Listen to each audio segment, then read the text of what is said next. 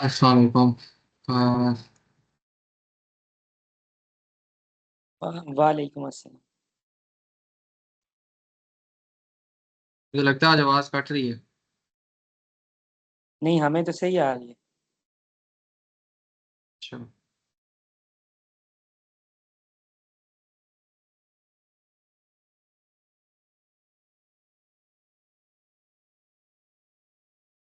अच्छा जी, शुरू करते हैं।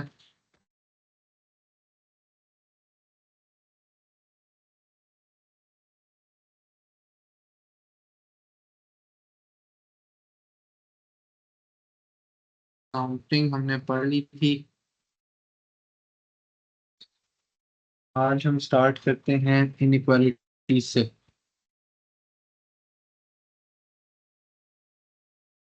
इनइक्वालिटीज हमें पता है, एक्स ग्रेटर देन और equal to y. Screen share नहीं हो रही। नहीं हो रही।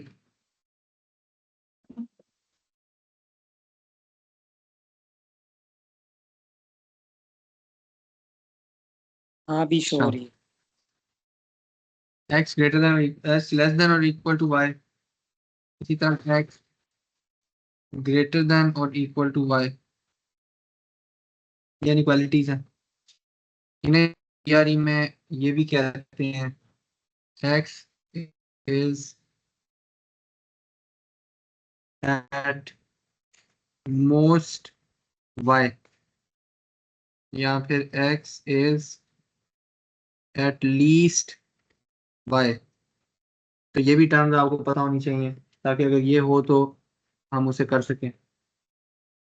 फिर आपके पास एक होती है कंपाउंड इनइक्वालिटी, जिसके दोनों साइडों पे इनइक्वालिटी का साइन होता है। इससे कहते हैं कंपाउंड इनइक्वालिटी। फिर आपको इनइक्वालिटीज की डायग्राम आनी चाहिए। अगर मैं कहता हूँ 5 greater than, y greater than 5, तो आपको पता होना चाहिए कि अगर ये 3 है, ये 4 है, ये 5 है, तो इस इनइक्वालिटी का मतलब है कि नंबर लाइन के ऊपर आप इस तरह एक एरो बनाएंगे और यहाँ पर एक गोल दायरा बनाएंगे। इस तरह ये शो होती है कि y इज ग्रेटर देन 5। अगर यही मैं कह दूं कि y इज ग्रेटर देन और इक्वल टू 5, तो इस गोल दायरे को आप फिल कर देंगे कि 5 भी इसमें इंक्लूडेड है। ठीक है, इसे मिटा दो। यस।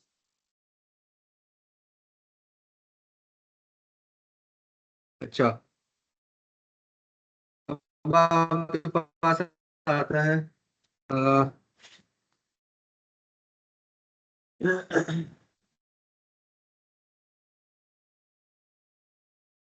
एक क्वेश्चन आपको देता हूँ।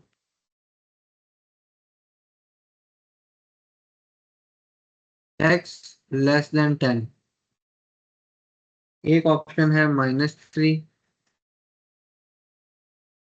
एक ऑप्शन है 2.5, एक ऑप्शन है -3/2, एक ऑप्शन है 9.999।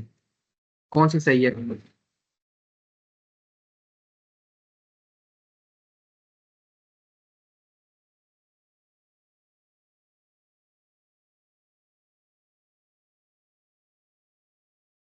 सीरीज में पूछा गया कौन सी सही है? सारी सही है। सारी लेस देन 10। यस, ये सारी सही है। ठीक है, फिर आपको पता है कि अगर मैं कहता हूँ 2x ग्रेटर देन 10, तो इसका मतलब होता है x greater then 10/2, x greater then 5। लेकिन अगर मैं कहता हूँ -2x ग्रेटर देन 10, तो मैं x लेस देन -10/2 करता हूँ। जब मैं माइनस का साइन उधर लेके जाता हूँ, तो ये इनइक्वालिटी हमेशा चेंज हो जाती है। और फिर मैं कहता हूं x लेस देन -5। ये आपको पता होना चाहिए। फिर आपको ये पता होना चाहिए कि जो एब्सोल्यूट, चलें एब्सोल्यूट पे बाद में आते हैं। एक और क्वेश्चन करते हैं। xy ग्रेटर देन 10, 1 है x ग्रेटर देन 10/y, 2 है y ग्रेटर देन 10/x, 3 है बोथ 1 and 2, और 4 है कैन नॉट बी डिटरमिन्ड। कौन सा सही है?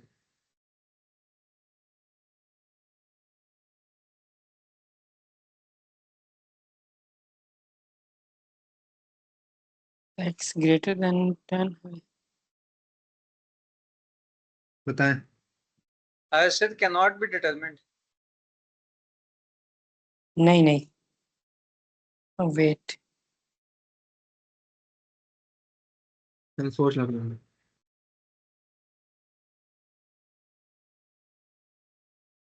Both 1 and 2। इसका आंसर होगा कैन नॉट बी डिटरमिन्ड। उसकी वजह ये है कि आपको नहीं पता कि x पॉजिटिव है या नेगेटिव है। ठीक है, अगर x नेगेटिव है तो ये वाला साइन चेंज हो जाएगा जब हम x को इधर लेके जाएंगे। ये इसी तरह जब y नेगेटिव है तो ये वाला साइन चेंज हो जाएगा। तो ये कैन नॉट बी डिटरमिन्ड है। ठीक हो गया।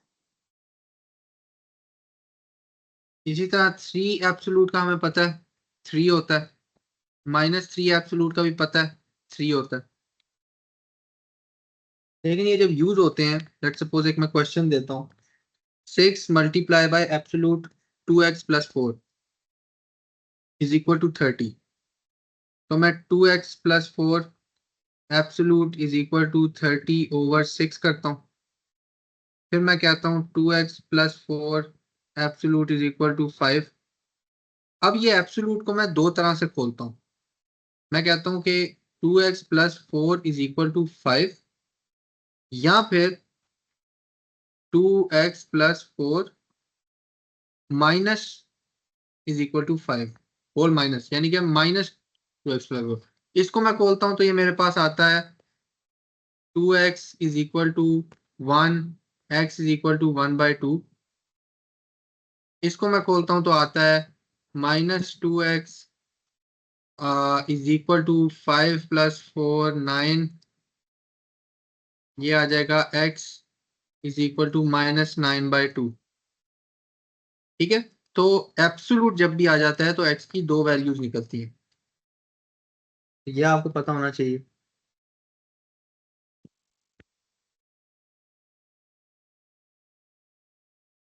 अब एक क्वेश्चन आपको मैं देता हूँ। एब्सोल्यूट a = 6, a की क्या वैल्यू है?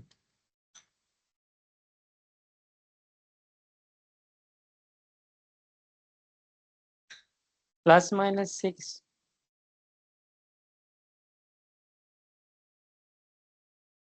a की या एक वैल्यू 6 होगी, एक वैल्यू -a = 6 होगी। माइनस ए इधर लेके जाएंगे तो a = -6 हो जाएगी, तो +-6 a की वैल्यू आती है। ठीक है,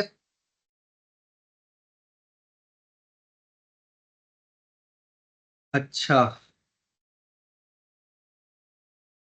मुझे देखने दें अगर कोई और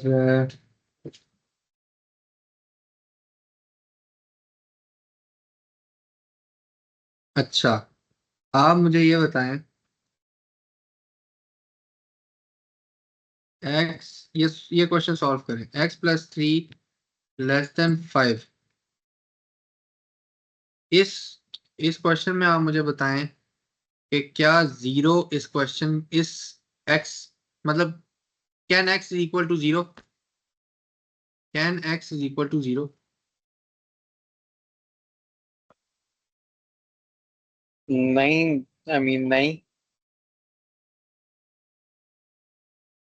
हो सकता है, बताएं। मुझे लगता है हो सकता है। एक केस में हो सकता है। देखें, वेट इसको अ मैं दो सेकंड। तरह से खोल सकता हूँ, x प्लस थ्री हाँ ठीक है। लेस देन 5 और minus x plus three less than 5। x plus three less than 5 को मैं 3 को इधर लेके गया तो x लेस देन 2 आ गया। इसमें मैं मेरे पास minus x minus three less than 5 है, 3 को इधर लेके गया तो x ग्रेटर देन -8 आ गया। अब आपके पास जो नंबर लाइन है उसमें ये 2 है, ये -8 है। -8 से x बड़ा है और 2 से छोटा है, यानी कि ये वाली रेंज है x की, तो यहाँ पर 0 नहीं आ सकता। ठीक हो गया, ठीक हो गया। ठीक है,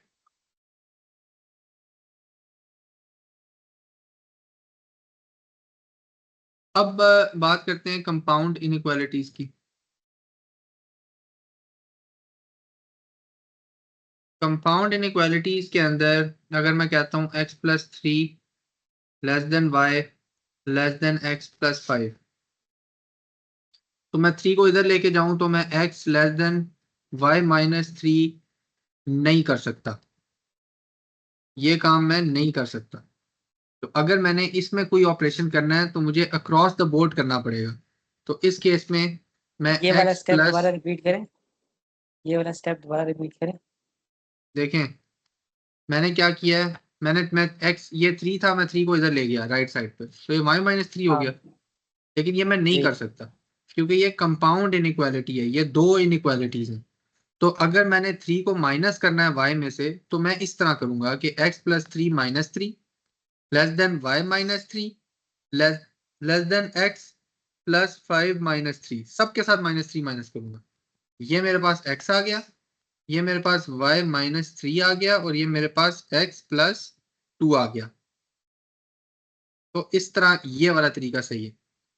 तो कंपाउंड इनइक्वालिटीज में हमेशा आपने सबके साथ ऑपरेशन करना है, जो भी ऑपरेशन आप कर रहे हैं।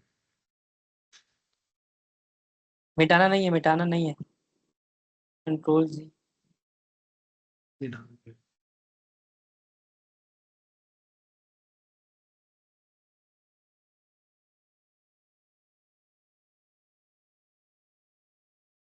ठीक है। ठीक हो गया। अब आपका एक क्वेश्चन करते हैं। 1 greater than 1 minus A be greater than 0। आपके पास पहली ऑप्शन है a divided by b greater than 0। दूसरी ऑप्शन है a divided by b less than 1। तीसरी ऑप्शन है A be great A be less than 1। कौन सी सही है? 1 is greater than 1 minus AB।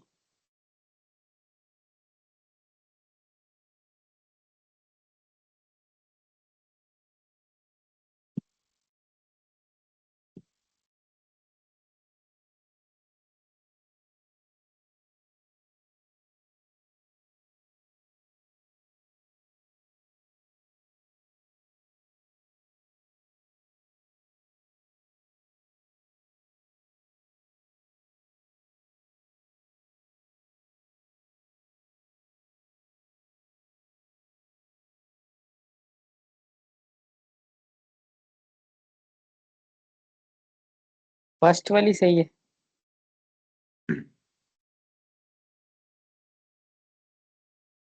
इसको सॉल्व करते हैं।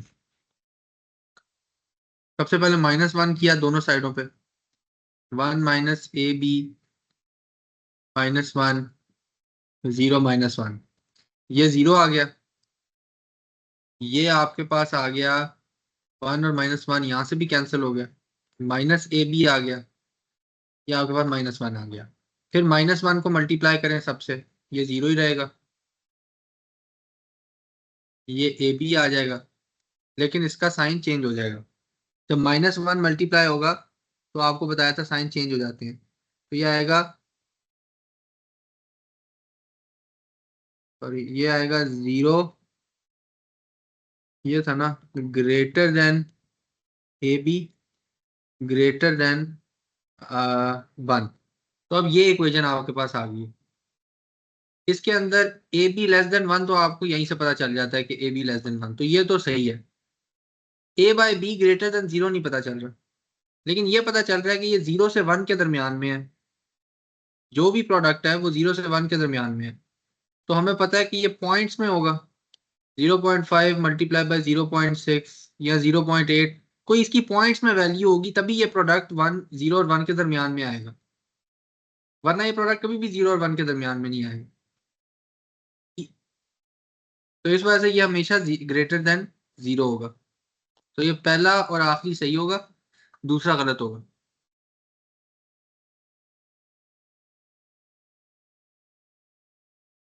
सर ये दोबारा बताना, पहला और आखिरी दोनों कैसे ठीक होंगे?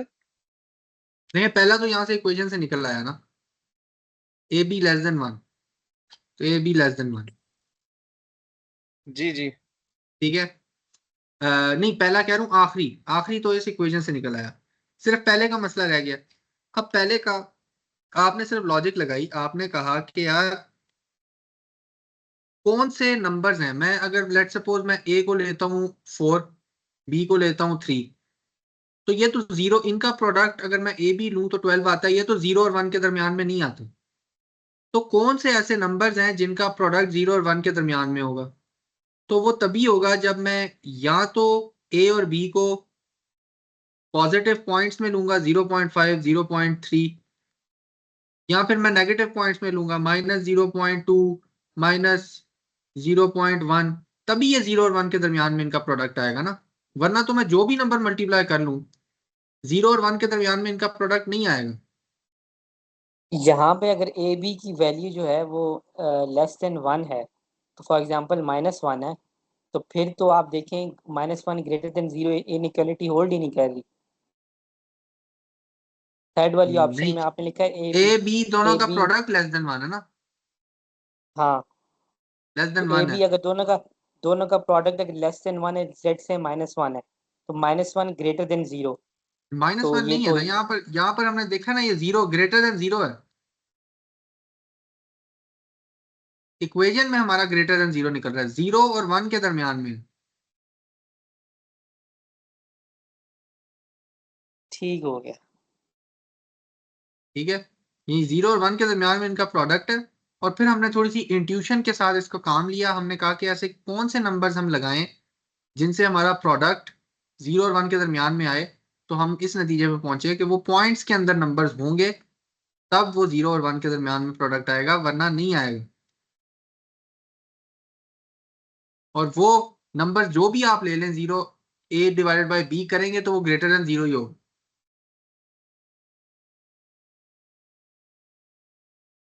ज़ाहिर है, आप 0.5 डिवाइड बाई 0.3 करेंगे तो जो भी नंबर होगा ग्रेटर देन 0 तो होगा ना, या इवन माइनस भी कर लें तो ग्रेटर देन 0 तो होगा।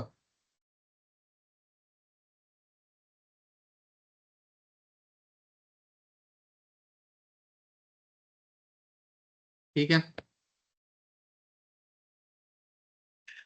अब हम करते हैं बात रेंजेस की।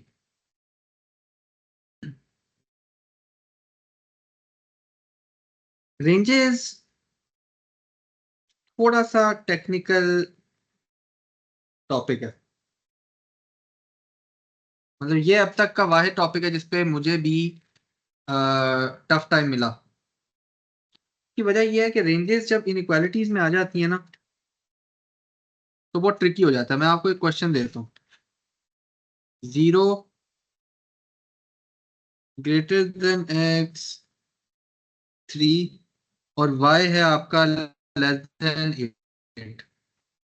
अब आपके पास 5 ऑप्शन है, 0 8 12 16 24। इनमें से कौन सा कुड नॉट बी ट्रू, जो कभी ट्रू नहीं हो सकता? अब इस तरह के केस में आपने क्या करना है, आपने ना रेंजेस को देखना है, रेंजेस को। ठीक है, आप देख लें कि यार इसकी x की मिनिमम रेंज क्या हो सकती है। अगर मैं ये एक्स वाई की मैं बात कर रहा हूँ, एक्स वाई की, एक्स वाई हमने फाइंड करना है और एक्स वाई का कौन सा इसमें से हिस्सा है जो कि कुड नॉट बी ट्रू, जो कि कभी हो ही नहीं सकता। तो अब मैं एक्स और वाई को मल्टीप्लाई मैं करना चाहता हूँ, तो अब मैं रेंजेस को पहले मल्टीप्लाई कर लूं। पहले मैं 0 को 8 से कर लूं, फिर 3 को 8 से कर लूं, मेरे पास एक रेंज निकल आएगी एक्स की कि एक्स की इस रेंज के अंदर वैल्यूज है, ठीक है। और फिर मैं उस रेंज के अंदर फिर काम करूंगा। तो अभी आप करें इसे।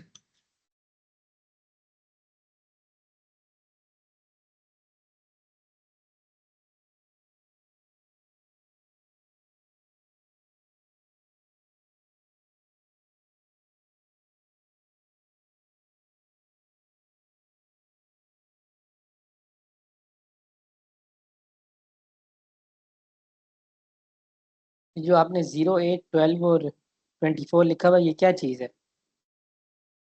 ये एक्स वाई की वैल्यू है, x x y, multiply by अच्छा ठीक है। एक्स वाई दोनों की या आंसर की? आंसर की, मतलब एक्स मल्टीप्लाई बाय वाई, अच्छा अच्छा। इनमें से कौन सा नंबर है जो नहीं आ सकता एक्स मल्टीप्लाई बाय वाई करके।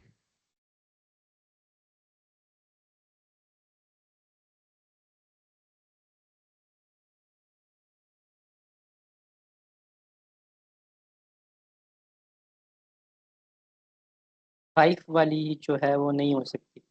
या वेट वेट, नहीं हो सकती।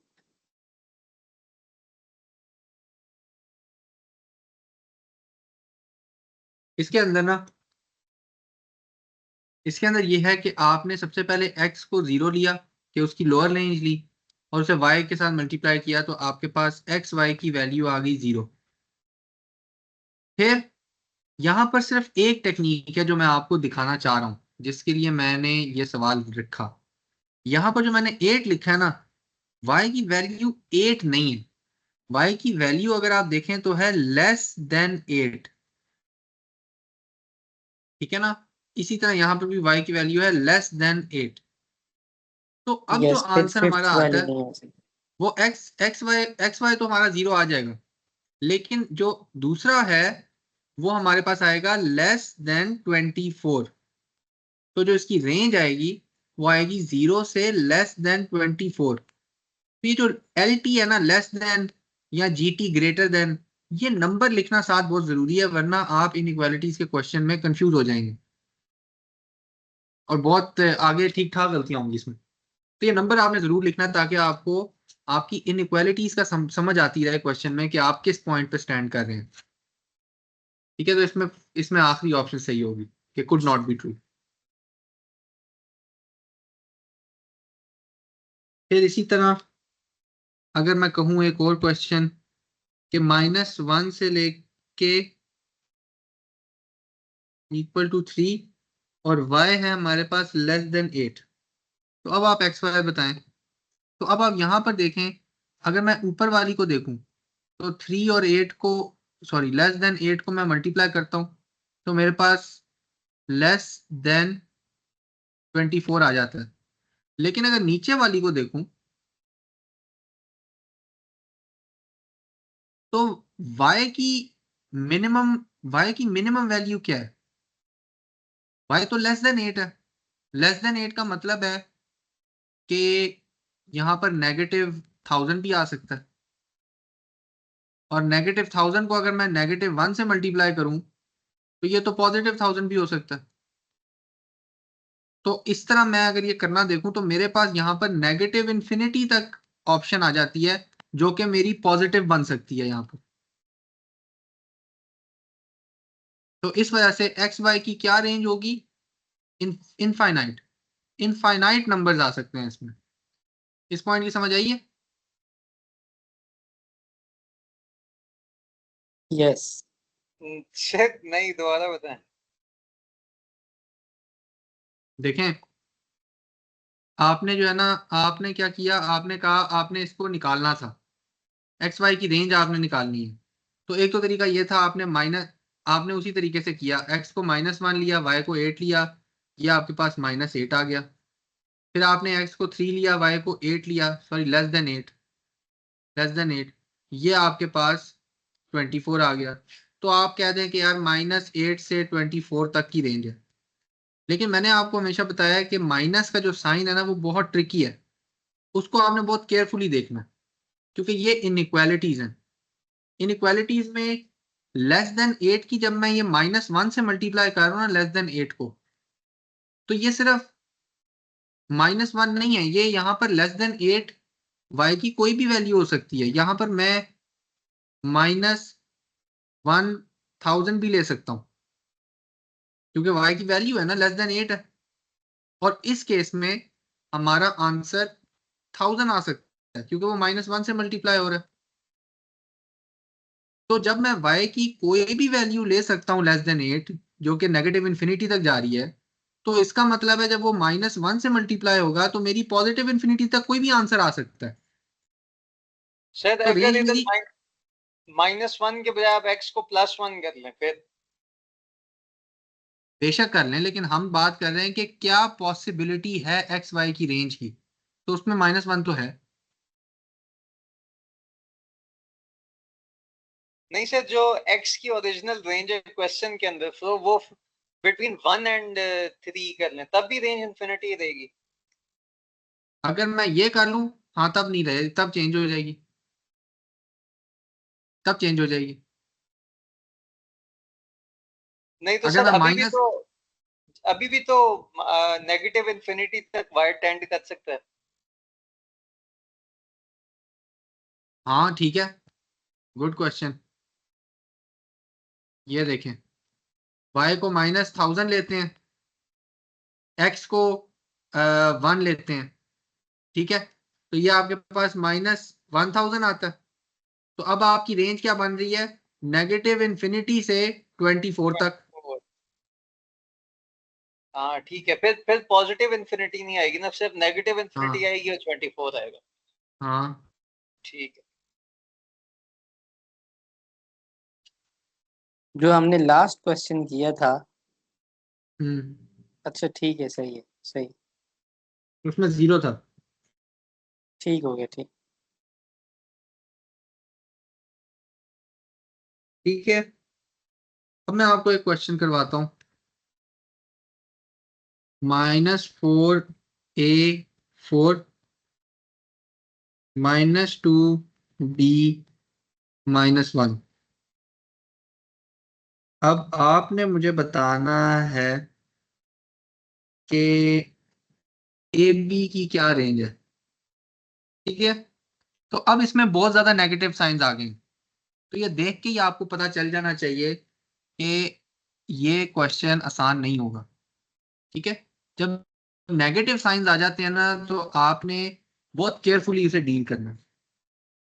अब उसमें सबसे पहले आप कहें कि अच्छा यार चलो मैं ऐसा करता हूँ, मैं नेगेटिव पॉइंट निकालता हूँ।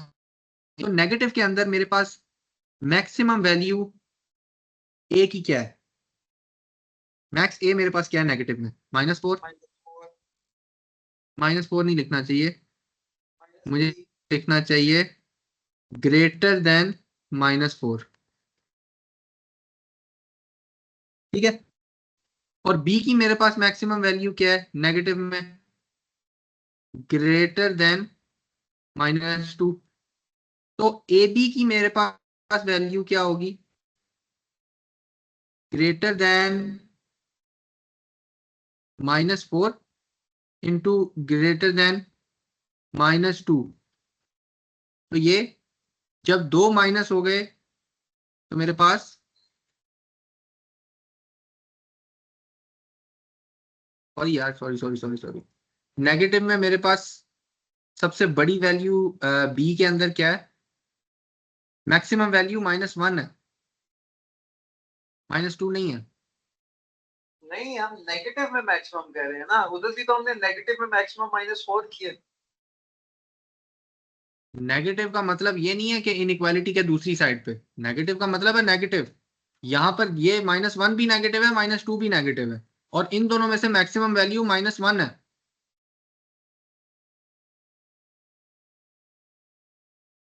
नहीं सर, -2 है।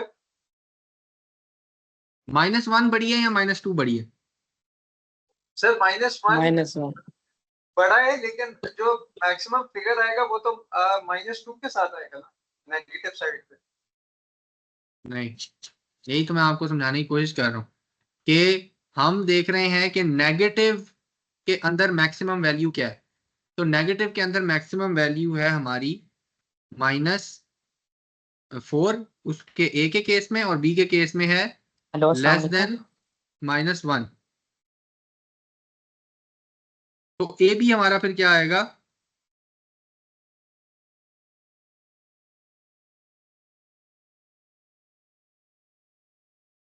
और आ जाएगा।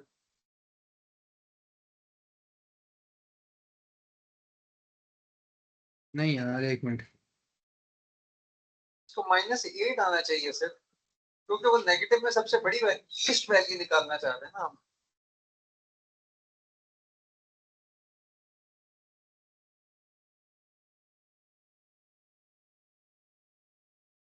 और जो सबसे बड़ी वैल्यू आएगी वो पॉजिटिव में सर, वो -4 आएगी।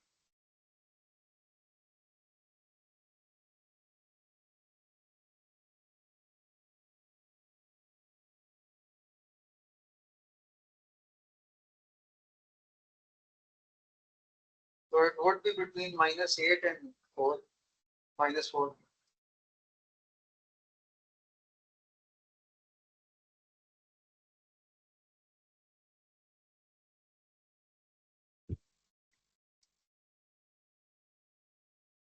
इसको एक दूसरे तरीके से करते हैं।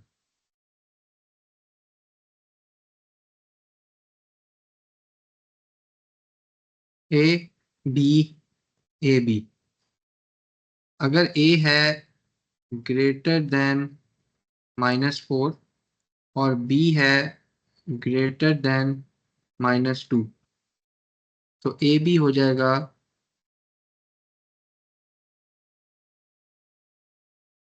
<8। अगर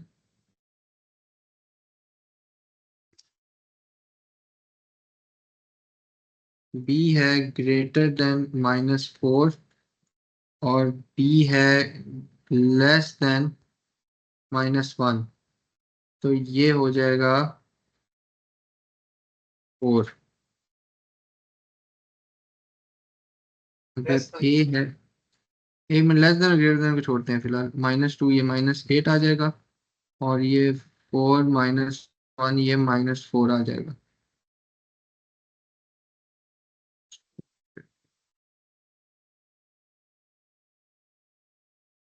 एक मिनट, मुझे ना आप एक मिनट दें।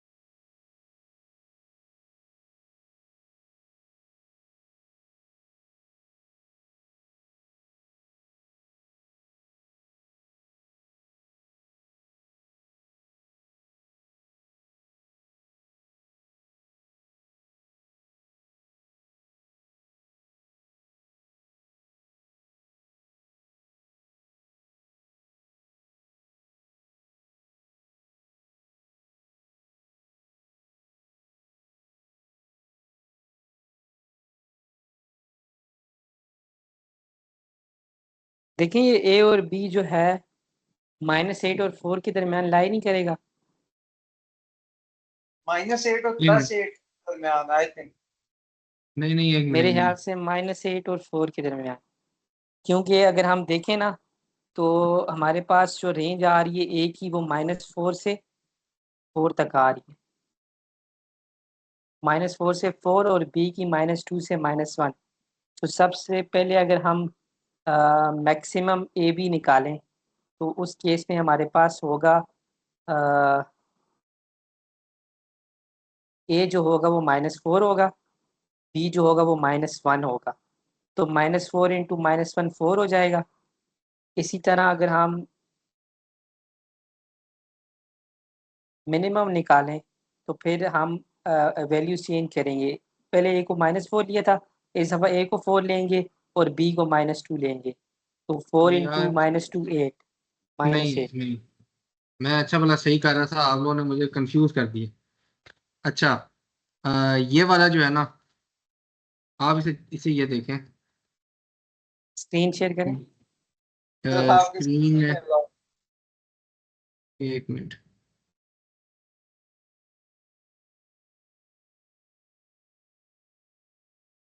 अच्छा, अब ये वाला आप देखें कि इसको जो मैंने किया ना, इसको सिर्फ देख लें कि ये आपके पास ग्रेटर देन, दोनों ग्रेटर देन है, तो ये ग्रेटर देन 8 आएगा। नहीं सॉरी, माइनस है ना दोनों, दोनों नहीं, माइनस हैं। एक -4, एक 4, एक प्लस है और एक माइनस है।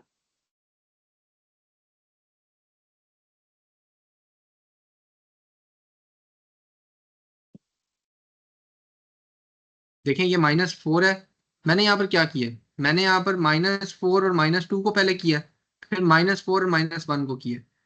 ठीक है, तो यहाँ से मेरे पास लेस देन 8 आएगा। ये लेस देन 8 क्यों आया, क्योंकि माइनस नेगेटिव का है ना, नेगेटिव के अंदर हम साइन चेंज कर देते हैं। नहीं, आपने इसी तरह ये -4 क्यों लिए? आपने मैक्सिमम वैल्यू लेनी तो 4 लेंगे ना, ए को 4 लेंगे फर्स्ट केस। ए को तो 4 भी लिया ना मैक्सिमम यहाँ के लिए, पर, मैंने माइनस के साथ भी दोनों को किया है, प्लस के साथ भी दोनों को किया है। लेकिन फिर वैल्यूज इंटरचेंज करनी पड़ेगी ना। अगर आप प्लस के साथ कर रहे हैं तो ए का 4 प्लस लेंगे और बी का जो है वो आप लेंगे -2, नहीं, -1 नहीं देखें लेंगे। आप ए का, देखें ए की दो वैल्यूज हैं, एक्सट्रीम वैल्यूज, और बी की दो हैं, दोनों को दोनों से मल्टीप्लाई करना है। तो पहले आप ए की एक वैल्यू को बी की दोनों से मल्टीप्लाई करेंगे, वो मैंने ये किया। फिर आप ठीक है। ए की दूसरी वैल्यू को बी की दोनों से मल्टीप्लाई करेंगे, वो मैंने ये किया। तो यहाँ पर हमारे पास -8 से 8 तक आ रही है, ये रेंज बन रही है।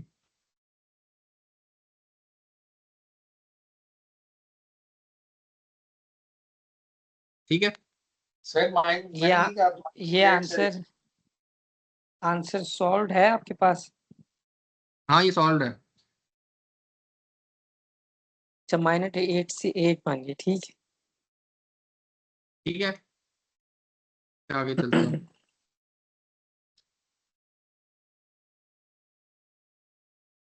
अच्छा जी, ये हो गया। फिर ये माइनस साइन कंफ्यूज कर देता है। माइनस साइन बहुत ट्रिकी है। एक और क्वेश्चन देखें, -7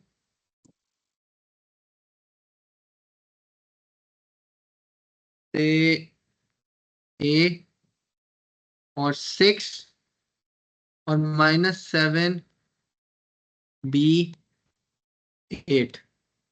ठीक है, आपने बताना है कि मैक्सिमम ए बी का प्रोडक्ट क्या हो सकता है।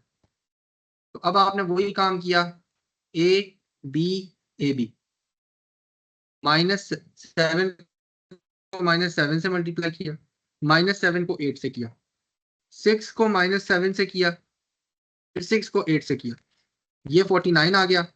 ये माइनस क्या आ जाएगा, 8 5 56, 42 और ये 48। तो मैक्सिमम ए बी आपके पास क्या आ रहा है, 49।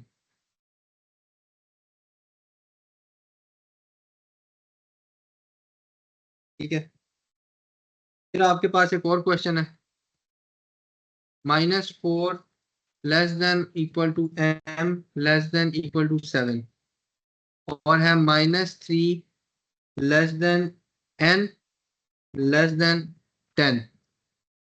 ठीक है, आपने m माइनस n की मैक्सिमम इंटीजर वैल्यू बतानी है। ये मैक्सिमम इंटीजर वैल्यू इसकी क्या आ सकती है? तो यहां पर आप देखें, आपने m किया, n किया, m माइनस n किया। m पहले आपने 4 ले लिया, उसको आपने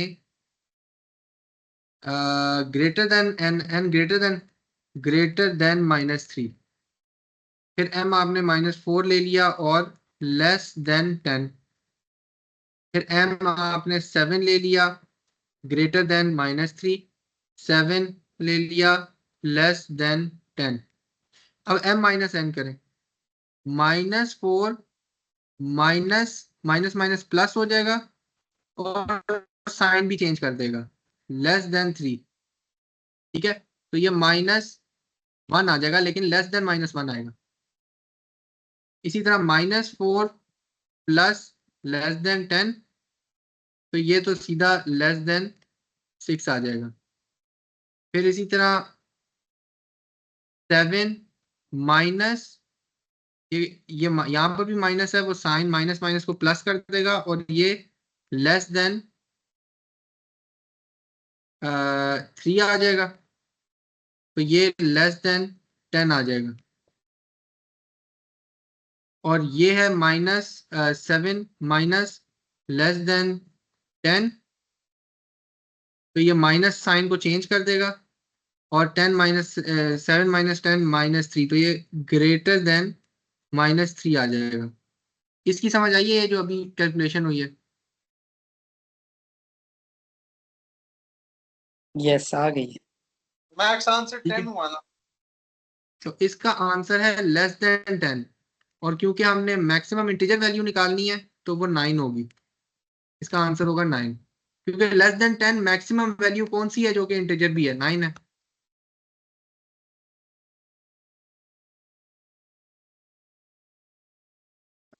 ठीक है। सर ठीक हो गया? तो इसमें अब ये भी है ना कि a कैन लेस देन, और देखिए 4 is less than and equal to 7, and 4 and m is greater than and equal to -4। हाँ, तो कुछ केसेस में अभी तो ऐसा नहीं हुआ, लेकिन समटाइम्स लेस देन ही वो इक्वल टू लेस देन और इक्वल टू 10 होगा। तो इस मेथड में आई थिंक वो मिस हो सकता है।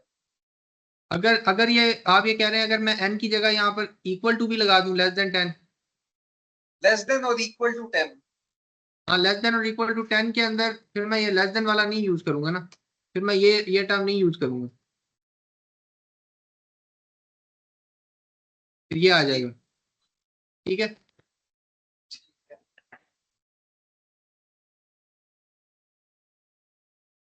इसी तरह एक और क्वेश्चन देखें, x greater than 4 plus z plus 1 whole square. अब इसमें आपने मिनिमम पॉसिबल वैल्यू निकालनी है x की। अब इस केस में आप थोड़ा सा इसे अगर देखें तो ये चीज ऐड हो रही है।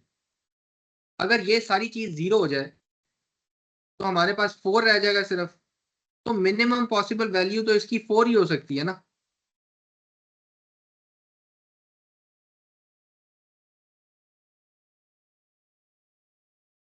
इस पॉइंट की समझ आइए? जी जी।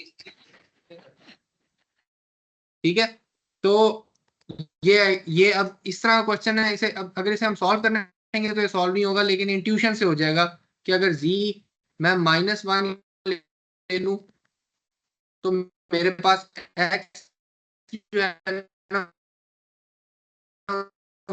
उसकी मिनिमम पॉसिबल वैल्यू आ जाएगी। उसके अलावा जो भी वैल्यूज आएंगी वो जी की वो ऐड हो जाएंगी इस इक्वेशन। तो अब आपने क्या करना है, जो इनइक्वालिटीज वाली मैं आपको फाइल शेयर करूंगा ना, उसमें आपने पेज नंबर 17 इसके ऊपर प्रॉब्लम्स हैं वो आपने सॉल्व कर लेने।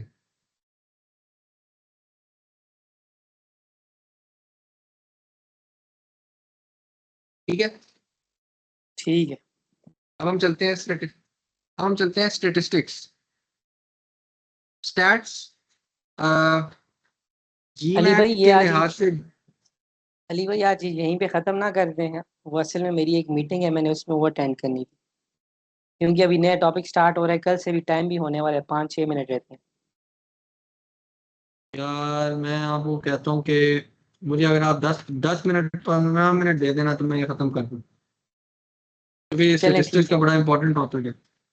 आप ठीक है इसे ठीक। उसमें देख लें, उसमें देख लें क्या कहते हैं, वीडियो में देख लीजिएगा अगर आपने नहीं जानना है। लेकिन इसका नहीं इसे मैं हमने काफी ज्यादा पढ़ा हुआ है। देखें, मैं कर लेता।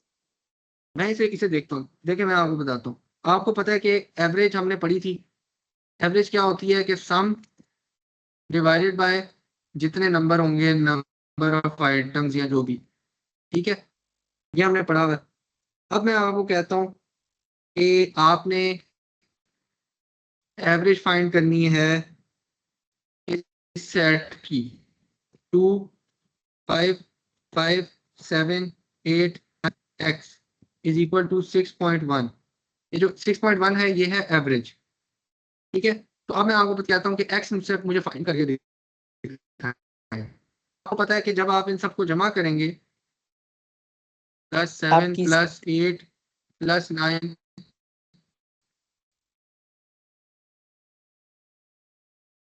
क्या स्क्रीन नहीं आ रही? सब सही हो गया, हो गई। अभी सही हो गया।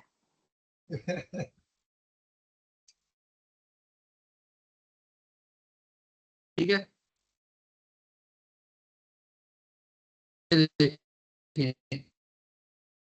यही इक्वेशन बन रही है कि जो एवरेज नंबर की सम को डिवाइडेड बाय 7 जितने नंबर है इक्वल। ठीक है, फिर इसमें आवाज आवाज बहुत कट एक रही है। और क्वेश्चन। सर मेरे लिए भी कट रही है, कुछ समझ नहीं आ रही आप क्या कह रहे हैं, अचानक से अच्छा, हुआ। अभी आ रही है? नॉर्मल ही आ रही है। डिले से आ रही है। यार क्यों यार ऐसे हो रहा सर है? सही हो गया, सही हो गया। अच्छा, चलिए मैं करता हूँ फिर कुछ लग रहा हूँ लेके। देखें, $2000 का आपको कमीशन मिला है एक सेल पे, कमीशन मिला है आपको। और आपका जो एवरेज कमीशन है, कट रही है आवाज? एवरेज कमीशन नहीं, अभी नहीं कट रही। एवरेज कमीशन जो आपका है उसकी वो $100 इंक्रीज हो गया।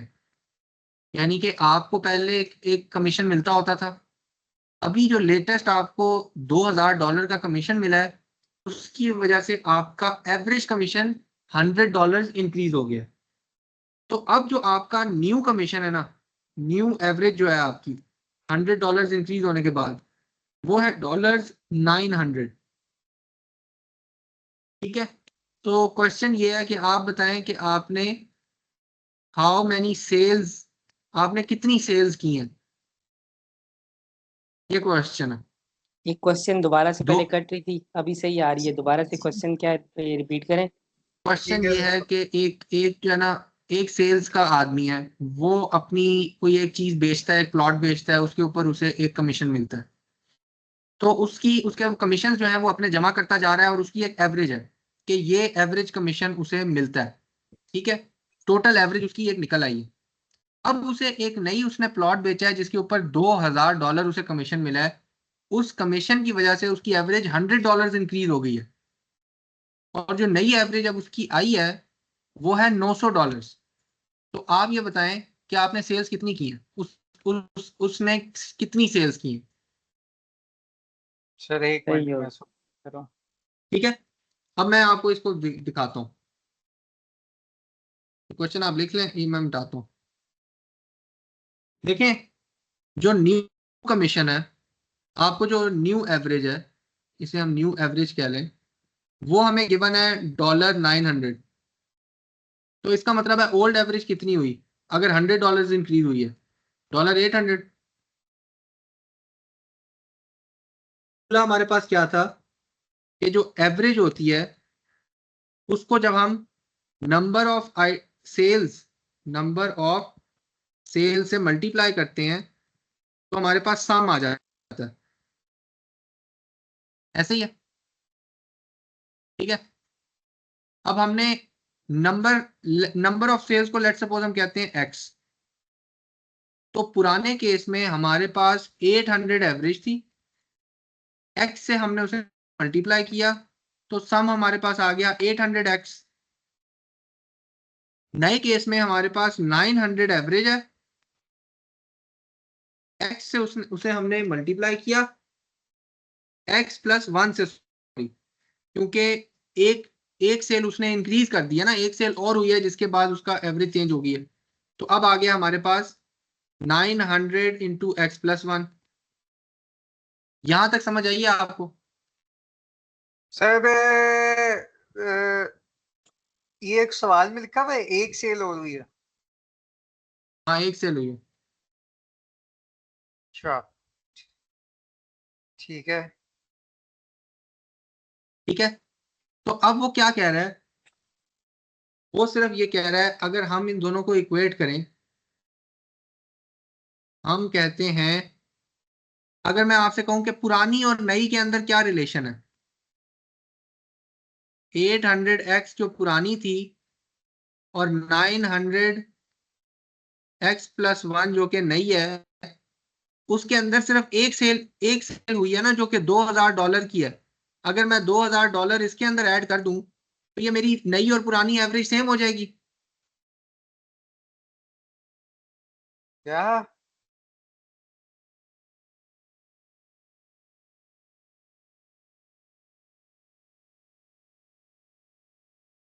अगर मैं उसके अंदर 2000 ऐड कर दूं तो नई और पुरानी एवरेज सेम हो जाएगी?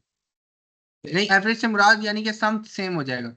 देखिए, ये जो सम है, ये जो सम है, इस इसके अंदर $2000 अभी कम है ना, क्योंकि वो यहाँ पर शो नहीं हो रहे इस एवरेज के अंदर। इसके अंदर वो $2000 शो हो रहे हैं, लेकिन एक्स की वैल्यू कम थी तो हमने ठीक है, एक ऐड कर ठीक है, दिया। ठीक है। ठीक है, तो अब हमारे पास ये इक्वेशन बन गई है। इस इक्वेशन को सॉल्व करेंगे, हमारे पास एक्स की एक वैल्यू निकल आएगी। ठीक है जी, ठीक है, ये वैसे ये डिफिकल्ट, लेकिन एक्स की वैल्यू हमारे पास इससे निकलेगी 11। और वो 11 क्या है? वो 11 है पुरानी नंबर ऑफ सेल्स। तो नई नंबर ऑफ सेल्स क्या है? 12, यानी कि जो अब लेटेस्ट हुई है। तो 12 इसका आंसर होगा। सर ये क्वेश्चन गिवन है, ये मुझे दोबारा देखना होगा इसकी स्टेटमेंट के साथ। हाँ हाँ, ये क्वेश्चन गिवन है, मैं आपको फाइल दूंगा, उसमें होगा। ठीक है। ठीक है, आ, थोड़ा सा इसके अंदर वेटेड एवरेज भी है। फॉर एग्जांपल मैं कहता हूं कि 2 लीटर पानी है, उसके अंदर 15% जूस है। 3 लीटर पानी है, उसके अंदर 20% जूस है। ठीक है, तो आप वेटेड एवरेज किस तरह निकालेंगे? टोटल जूस का कंटेंट अगर आपसे कोई पूछता है तो आप कहेंगे कि 2/5 इंटू 15 प्लस 3/5 इंटू 20। तो ये वेटेड एवरेज का कॉन्सेप्ट है, ये टोटल 18 आएगा। ठीक है, अब मैं आपसे एक और चीज पूछता हूं। एक स्टॉक है, उसके हैं, उसने 10%, स्टॉक ए जो है ना उसने 10% इंक्रीज हुआ है, उसकी उसकी उसने गेन किया। और स्टॉक बी ने 20% गेन किया। तो मैंने जो पोर्टफोलियो बनाया हुआ था ना, पोर्टफोलियो स्टॉक ए और बी को मिला के, उस पोर्टफोलियो ने 14% गेन किया। तो आप बताएं उसमें स्टॉक ए ज्यादा है या स्टॉक बी ज्यादा है? ओरिजिनल भी डिपेंड करता है, वो तो है तो परसेंटेजेस। परसेंटेजेस है, लेकिन ये सॉल्व करने वाला सवाल नहीं है, ये इंट्यूशन वाला सवाल है। क्योंकि सर आप खुद प्रिंसिपल भी सोचें। डिपेंड करता है ना। अगर ए का प्रिंसिपल ज्यादा है तो उसका 10% का भी इंक्रीज बी के 20% से ज्यादा हो सकता है। नहीं नहीं नहीं नहीं नहीं, ये प्रॉफिट है, प्रॉफिट, प्रॉफिट है। 10% प्रॉफिट तो 10% है ना।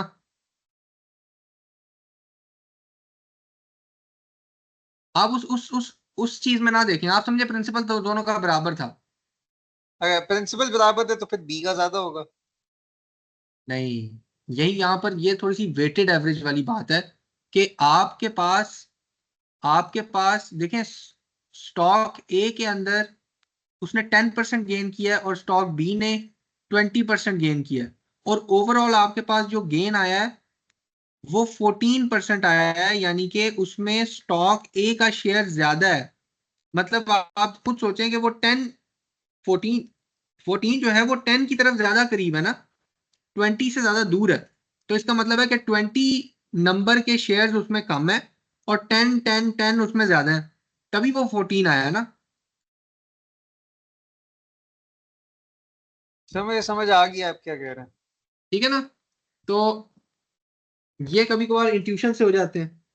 फिर आपको स्टैंडर्ड डेविएशन का कॉन्सेप्ट आना चाहिए। स्टैंडर्ड डेविएशन होती है जो मीन से एवरेज ऊपर नीचे हो रही होती है। तो फॉर इंस्टेंस मेरे पास ये एक वैल्यू है 5, फिर मेरे पास ये एक सेट है, फिर मेरे पास ये एक सेट है। अब अगर इन तीनों सेट्स को आप देखें तो इनका मीन सेम है जो कि 5 है, लेकिन इनका स्टैंडर्ड डेविएशन देखें तो इसकी स्टैंडर्ड डेविएशन 0 है, इसकी स्टैंडर्ड डेविएशन मैं इसे कहूंगा लो है, और इसकी स्टैंडर्ड डेविएशन हाई है, क्योंकि ये जो वैल्यूज हैं वो बहुत ज्यादा डिविएट कर रही हैं। ठीक है। तो जीआरई में सिर्फ स्टैंडर्ड डेविएशन का इतना कॉन्सेप्ट ही आपको आना चाहिए कि वो है क्या, उसका कॉन्सेप्ट क्या है। वो है डिस्पर्शन, वेरिएशन, कितनी वेरिएट कर रही हैं वैल्यूज, और जो वेरिएंस है वो आपका स्टैंडर्ड डेविएशन का स्क्वायर है। बस ये आपको पता होना चाहिए, और कोई इसमें वो नहीं है।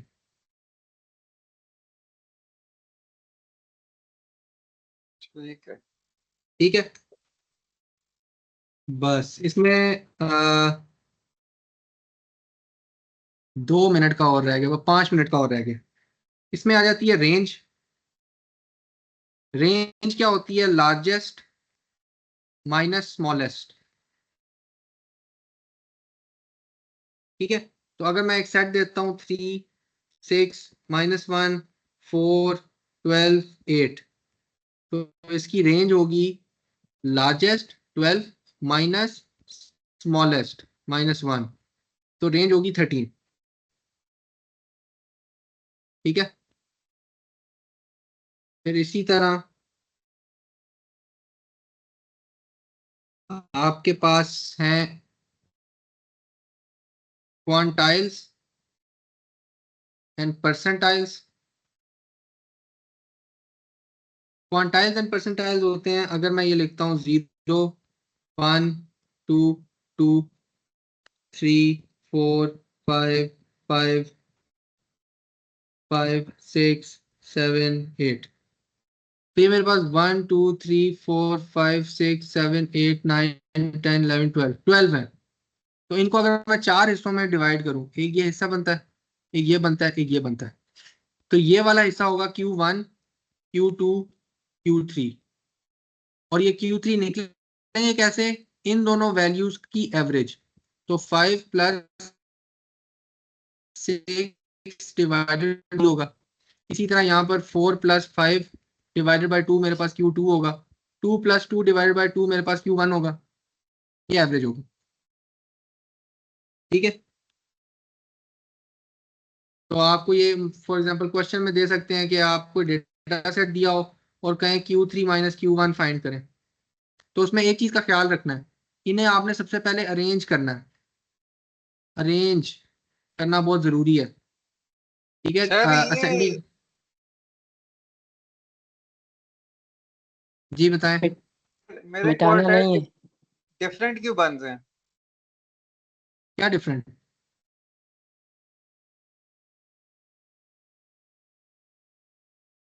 क्या डिफरेंट बन रहे हैं? सर क्वार्टाइल एवरी 4 के बाद नहीं बनना चाहिए, और 3 क्वार्टाइल बनेंगे। क्वार्टाइल जो होता है ना, वो ये तीन क्वार्टाइल्स तीन होते हैं, ये डब्बे चार होते हैं। ये एक डब्बा हो गया, ये दूसरा हो गया, ये तीसरा हो गया, ये चौथा हो गया। तो अच्छा वो जो ठीक है, हाँ। क्वार्टाइल होता है ना, वो तीन होते हैं। अच्छा, ये क्योंकि Q3 हर माइनस Q1 क्या चीज़ है? Q3 माइनस Q1 वो क्वेश्चन में दे सकते हैं कि अच्छा जी आप Q3 माइनस Q1 फाइंड करें, ठीक है, या Q2 माइनस Q1 फाइंड करें, कुछ भी दे सकते हैं।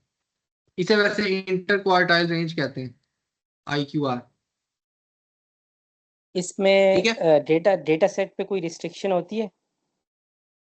डेटा सेट आपको गिवन होगा। लेट सपोज मैं यहाँ पर डेटा सेट आपको गिवन है, यहाँ पर 8 है, यहाँ पर 3 है, ठीक है। तो आपके पास जो भी डेटा सेट है उसे पहले अरेंज कर दें असेंडिंग ऑर्डर में, ताकि वो एक दफा अरेंज हो जाए, उसके बाद ये क्वार्टाइल्स निकालने हैं। नहीं, इस तरह तो हमारे पास प्रॉपर बन रहे हैं ना, क्योंकि 12 एलिमेंट्स हैं, 3 3 के बन रहे हैं। अगर 13 हाँ, एलिमेंट्स होते फिर हम किस तरह करते?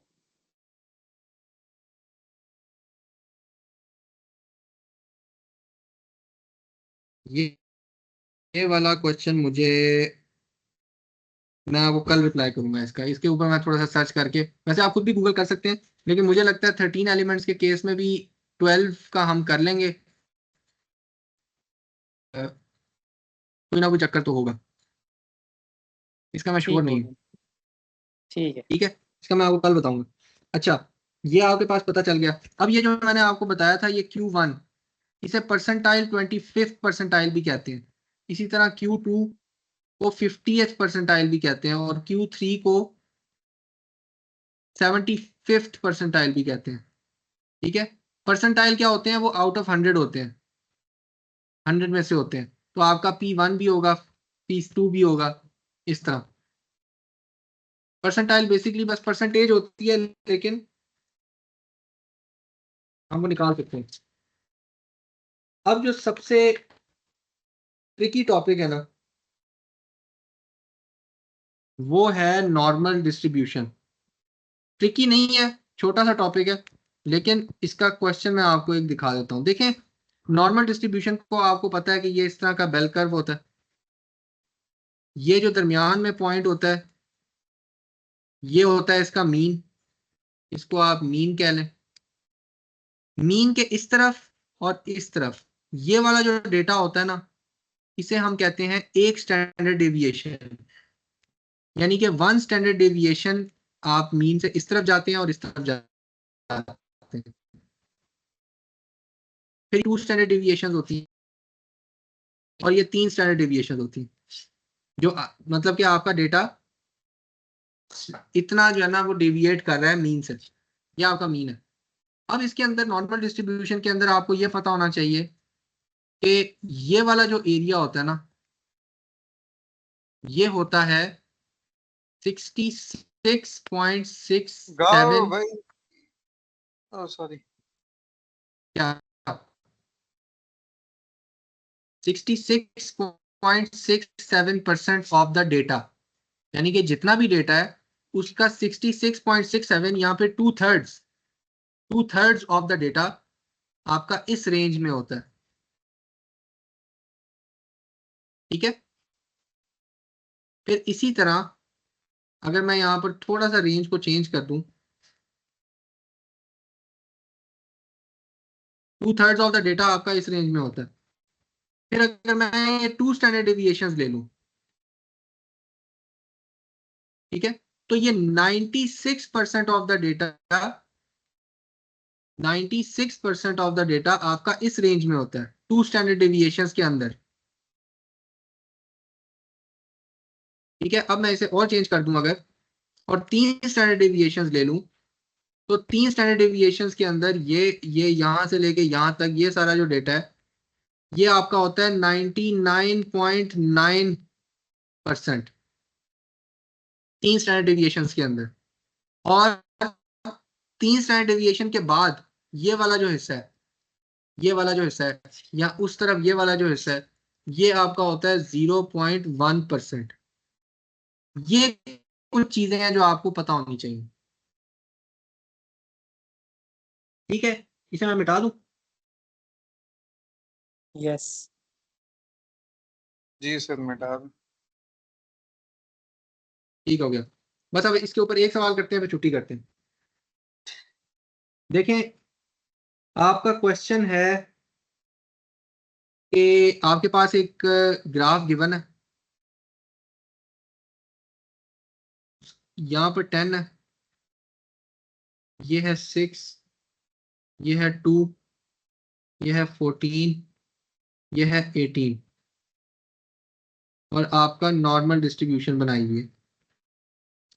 अब वो कह रहे हैं कि आप बताएं कि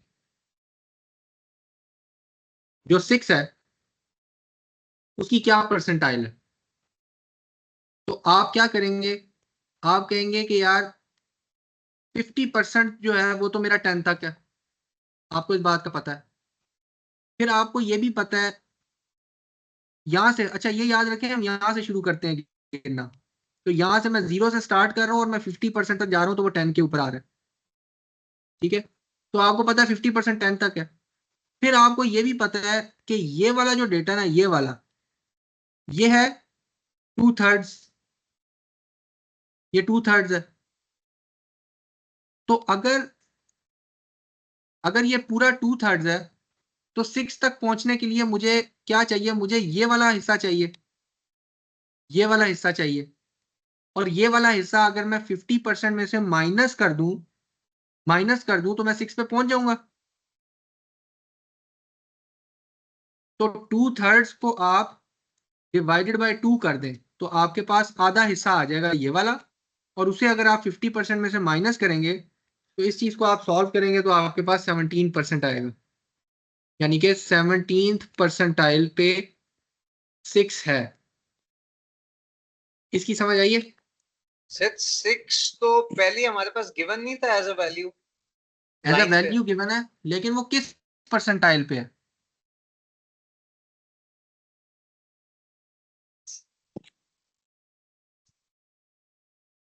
अच्छा। ठीक है, तो आपने कहा कि यार 10 जो है वो तो हमेशा 50% पे होगा क्योंकि वो आधा है। अब 50% में से अगर मैं ये वाला हिस्सा माइनस कर दूं तो मैं 6 पे पहुंच जाऊंगा।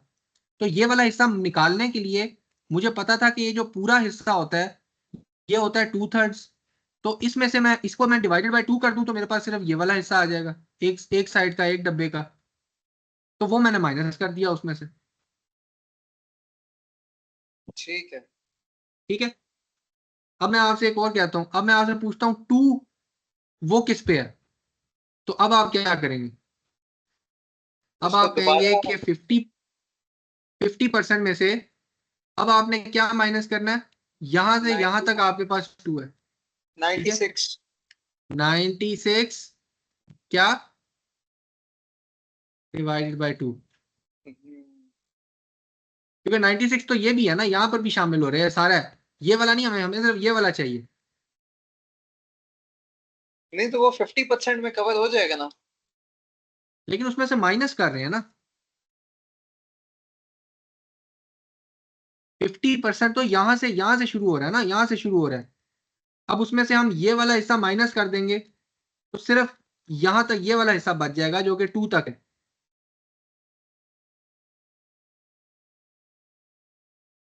ठीक हो गया। ठीक है, तो ये अब आपको पता होना चाहिए। बस ये जो है ना, इसका नॉर्मल डिस्ट्रीब्यूशन के इसी तरह के क्वेश्चंस आते हैं।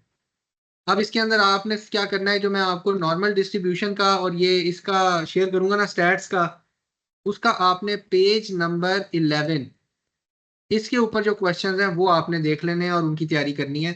अच्छे क्वेश्चंस हैं, आपको चैलेंज करते हैं। ठीक है, तो ये जरूर करने हैं। ठीक है, ठीक हो गया। चलो बस ठीक है, आज इतना ही। ओके, अल्लाह ठीक है हाफिज। जी, थैंक यू, अल्लाह हाफ़िज़। थैंक है। यू। सर दूसरे केस में हम डायरेक्ट 100 माइनस 96 कर लेते। तीसरे केस में दूसरे केस में जो 96 पहला था, एक मिनट देखने दो। वो तो ज्यादा, मतलब मैं वही ना, ज्यादा इंटुइटिव तो वो बन रहा है। वो पहले केस में एक हमें मिनट 50 में से करना था क्योंकि हम वो वैल्यू दरमियान में थी। एक मिनट देखते हैं। अच्छा, अब आप कह रहे हैं 100 तो यहां तक बन जाएगा ना, यहां तक। तो यहां से लेके यहां तक में से आप माइनस कर रहे हैं 96। 96, यानी कि ये वाला। तो आपके पास ये वाला भी हिस्सा आ रहा है और ये वाला भी हिस्सा आ रहा है। फिर ये वाला दोबारा आप माइनस करेंगे, थोड़ा सा कॉम्प्लेक्स हो जाएगा,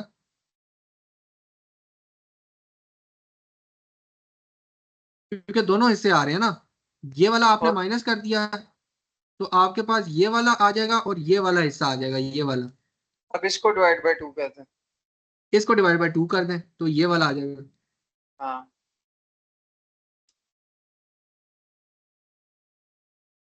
ठीक है, ये भी हो सकता है। हाँ, और सर 66 के बजाय अगर हम उसको एक साइड को 33 समझ लें तो 50 माइनस हाँ 33 कर लें। हाँ, तब भी 17 आएगा, 16 हाँ, पॉइंट समथिंग इस तरह आ जाएगा। तो वो 66 से स्टार्ट ही ना करें आप। हाँ हाँ, आप याद कर सकते हैं, आप अपने जेहन में रख लें कि यार वो एक डब्बा जो है वो 33 का है, हाँ और ठीक। 33.35 या पता नहीं 34 जितना भी है। ठीक हो गया सर। ठीक है, okay, thank you sir. Thank you. अल्लाह हाफिज़। अल्लाह हाफिज़।